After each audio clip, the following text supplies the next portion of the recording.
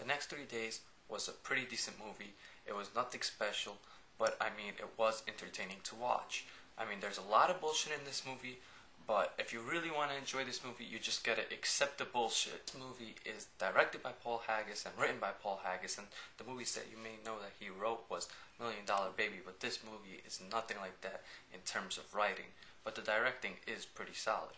The chase scenes are pretty cool in this movie. Russell Crowe was pretty good in this movie, I think, and I think that Elizabeth Banks was okay, but the problem was Liam Neeson. I thought he was going to be in this movie way more because of the trailer that they showed, but he is barely in this movie, and I love Liam Neeson, especially from the movie Taken. I think that guy is excellent, but he was not in this movie enough, I think. And this movie is about a couple, a married couple, John Brennan and Laura Brennan. John Brennan is played by Russell Crowe, and Laura Brennan is played by Elizabeth Banks. So what happens is she is convicted of a murder, and she goes to jail, and she's going to be there for a life sentence. But what is important is that we don't know if she committed the crime or not. They never actually show it to you.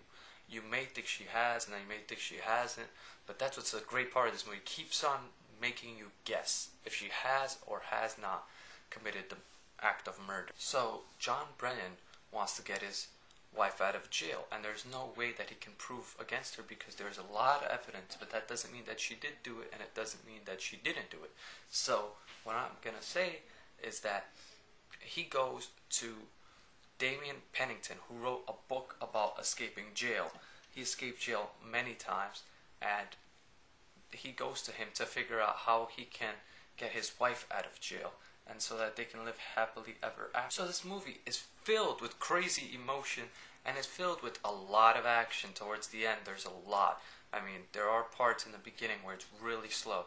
So I just think like this movie is really good because, I mean, has a really good concept. It's not really good, but it has a really good concept in the fact that it takes emotion and puts it with action. Usually you just either see action or you just see emotion. You either see a romance movie or you see that, but it combines the two.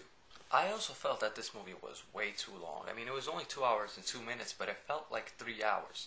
I think that they should have made this movie an hour and 40 minutes because there was a lot of scenes that were unnecessary. But I mean, I guess they just want to fill up a time slot. Now, let's talk about the ending of this film, because that's usually the most important part of film for me, because if it ends well, then most of the time the movie is good. Well, this movie ends decent, so I guess this movie is just that, decent, because I mean, it doesn't have like a great ending, but it has an okay ending to where I'm okay with it.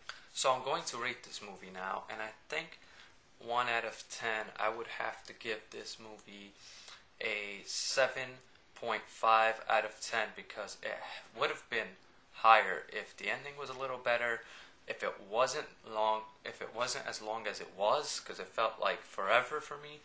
And another thing I had a problem with was the bullshit. There was just too much of it, but I mean, you gotta suspend your belief sometimes. You gotta just go with it, because if you don't, then you're gonna hate this movie. And if you're one of those type of people, do not watch this movie.